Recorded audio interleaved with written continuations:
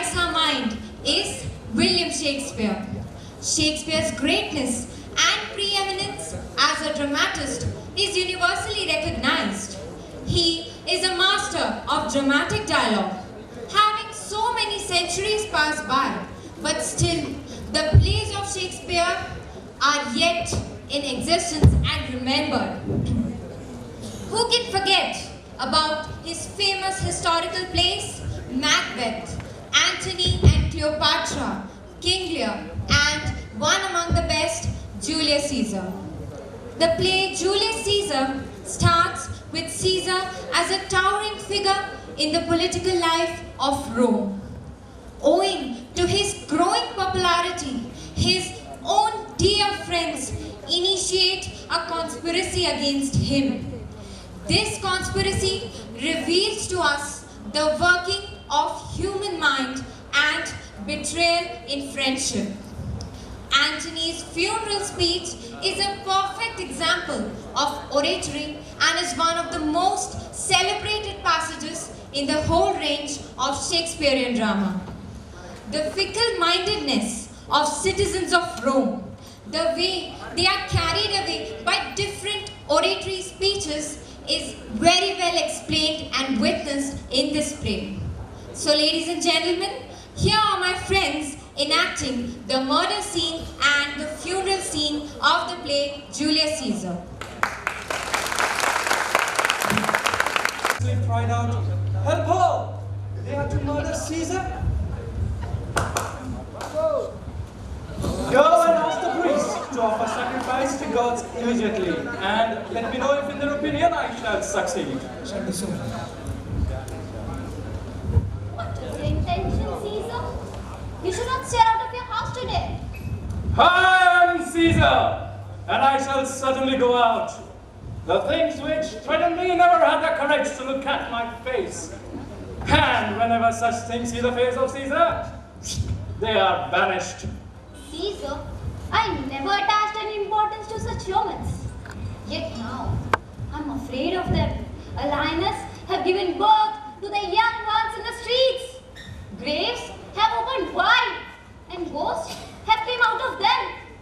As the consequences of all that, fighting blood have been fallen in drops upon the capital. The noise of weapons clashing against one another.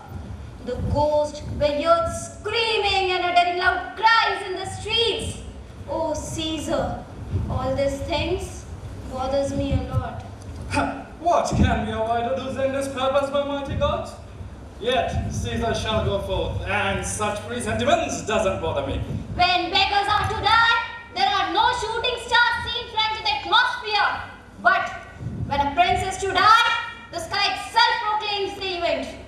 Cowards die many a times before the death, but the valiant never taste the death but once. What seems to me is the most strange thing is that why men should be afraid of death, when it is a well-known truth that death is unavoidable and inevitable end of life, and it will come when it has to. What do the soothers say? My lord, they do not want you to go out of the house today. When they slaughtered the animal, they did not find any heart inside. No, I shall not stay at home today. I am not afraid of any danger. Danger knows fully well that I am more dangerous than danger itself. We are two lions littered at the same day. And I, being the elder, am terrible. So Caesar shall go forth.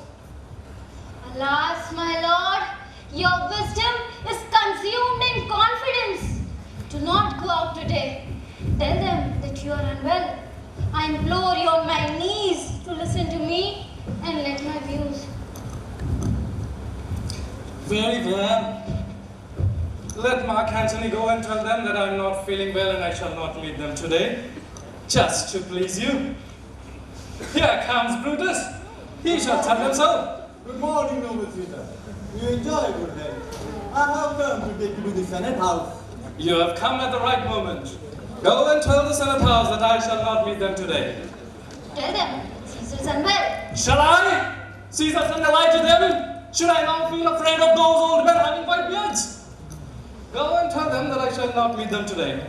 Most powerful Caesar, Give me some reason for your decision of not going out. Reason? The reason is my own will. However, in order to satisfy you and I love you, I will tell. California saw some bad dreams. She saw many strong bodies, Romans, coming joyfully smiling, bathe their hands in my blood. She warned me of some evil. This interpretation of her dream is entirely wrong. It was a favorite and lucky dream. Blood flowed from your statue, and large number of smiling Romans bathed in your blood. This only shows that your vitality shall renew the strength of the Romans. Well, how well have you expounded it? Let me give you the information. Senate have concluded to give this crown to mighty Caesar. If you shall send them a word, you will not come. Their minds may change. How foolish does your fear seem now, California? I am ashamed I did ill to them. Here comes Publius. He has come to take me. Come on, you see. We are like friends. Oh, Caesar, it saddens my heart to think that being like a friends is not the same thing as being friends in actual fact. Are we all ready to start the business of meeting today?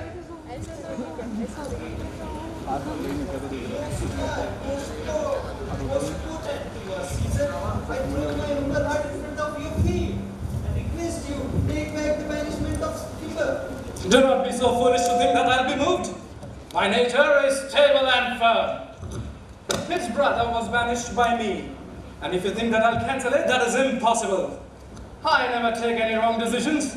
And once taken, I never step back. Is there anybody here to speak to great Caesar and support my petition for cancellation of my brother's punishment? I kiss your hand, Caesar, but I'm not trying to flatter you. I am like the northern star. The sky is full of innumerable stars. But there is only one star which keeps its place unchanged, and so is my decision. Oh, Caesar, great Caesar.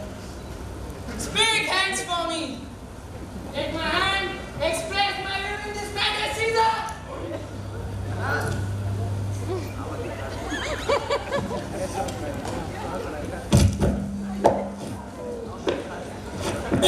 To brute, my friend, if so, Caesar shall fall down to death. Freedom! Liberty! Freedom! Dictatorship has to come to end! Dictatorship has come to end. Welcome, Mark Antony. Oh, great Caesar, only a little while ago you stood above mankind like a tower, but now you lay low on the ground. I bid your farewell, Caesar. Gentlemen, I do not know what your intentions are, but one thing, if you intend to murder me also, then there is no one better than this one, and no weapon half as the one by which Caesar was murdered. Oh, Antony, do not intend us to kill you. You are seeing on your hands and on deeds of murder. You are unable to feel a heart full of pity for the people of Rome. I can justify and give you the convincing reason for the murder of Caesar. All I expect from you is that you give me a reason. Why? Why though to be Caesar dangerous? And in what aspect you thought him to be dangerous? I want you to justify it publicly. And it would be proper for me to give a speech at his funeral. You shall have permission to do so, Mark Antony. Let me word with you in a private discourse. You don't realize what are you doing? Do not agree to allow Antony to speak. Do you have any idea how much people would feel excited and move pity for Caesar? Don't bother. I will address myself people first. Then let Antony speak. I do not know in what direction event takes place. Antony is a very good orator. By his speech, he can change anything. I do not know. Mark Antony, come here and take the charge of Caesar's body. But you shall shall not be allowed to put any blame on us. I shall myself speak first. I agree. I do not wish for anything more. Then take the body to the public forum.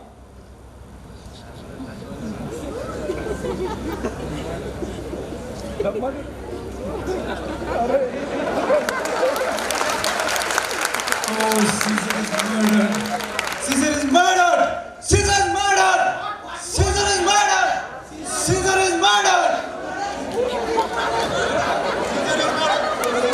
What? Caesar is murdered? We demand reason for the murder of Caesar. We want justification. We want justification! We want Brutus! We want Brutus! We want Brutus! Let everybody become silent. Let us come.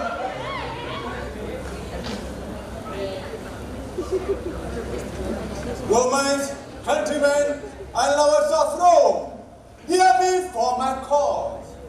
Judge me wisely and activate your intelligence, so that you may be able to judge. Brutus' love to Caesar is not less than any of his friend. But if you ask me why I rebelled against him, this is my answer. Not that I love Caesar less, but that I love Rome more. Would you prefer that Caesar had been alive and you all been slaves? As Caesar loved me, I weep for him. As he was fortunate, I rejoice. As he was valiant, I honor him. But as he was ambitious, I slew him. There is a tears for his love, joy for his fortune, honor for his valor, and death for his ambition. If is there any man who feel I have done wrong, then I am ready to bear consequences. None, Brutus. There is no such man here. You can see Caesar's body being brought here.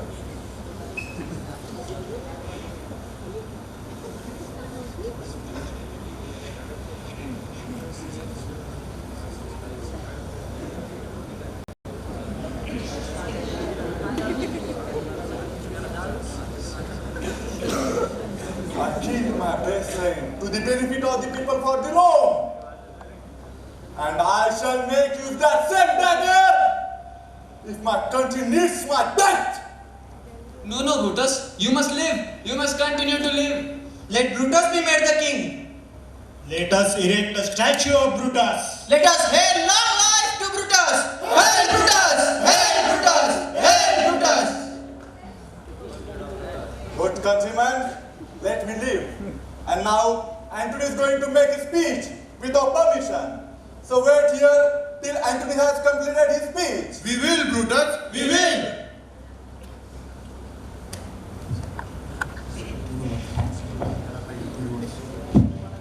Friends, Romans, countrymen, lend me your ears!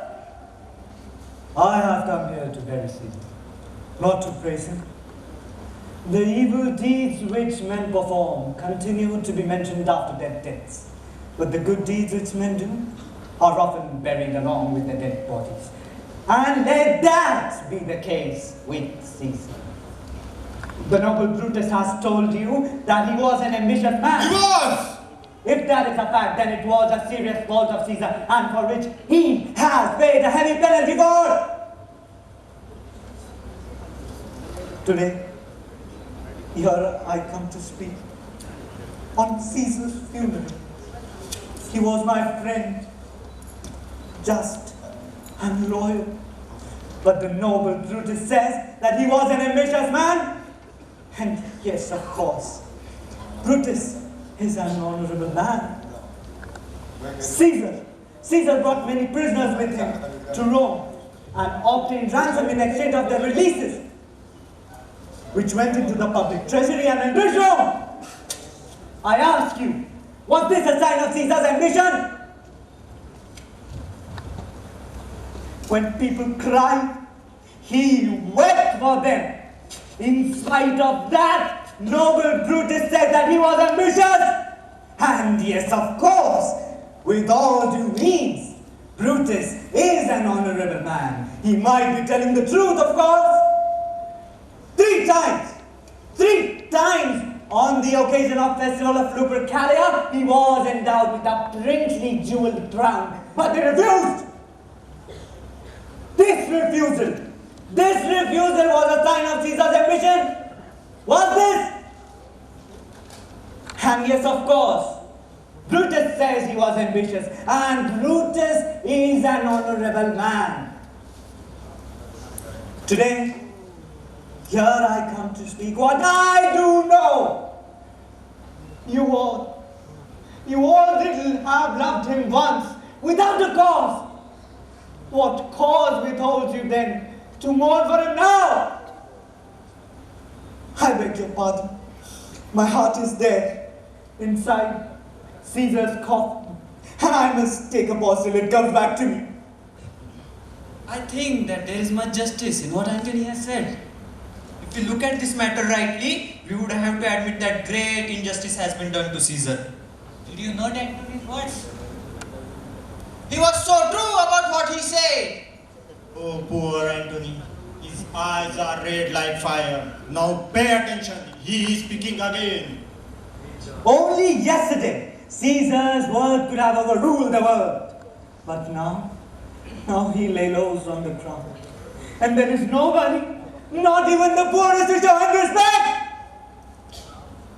And at this moment, if I stop, then I'll be doing injustice to you and to myself, my dear friends.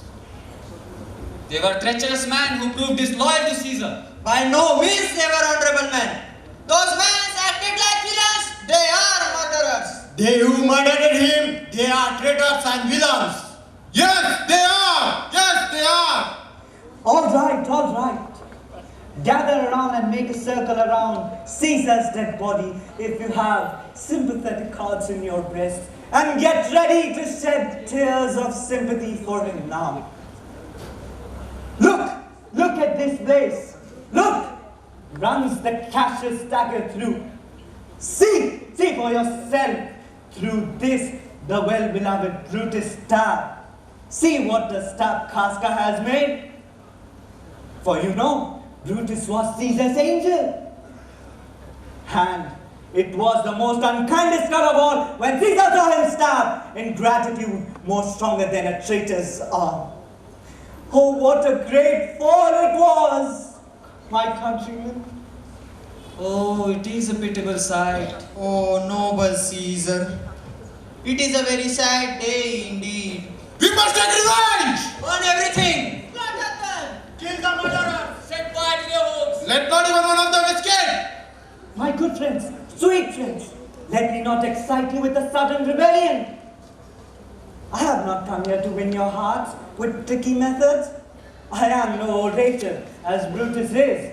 I am a simple and straightforward man. We must revolt against Brutus. Let us go and search for conspirators. Pull down everything that comes the way. Bring the fire. Let's go and cremate the Caesar's body on the sacred ground.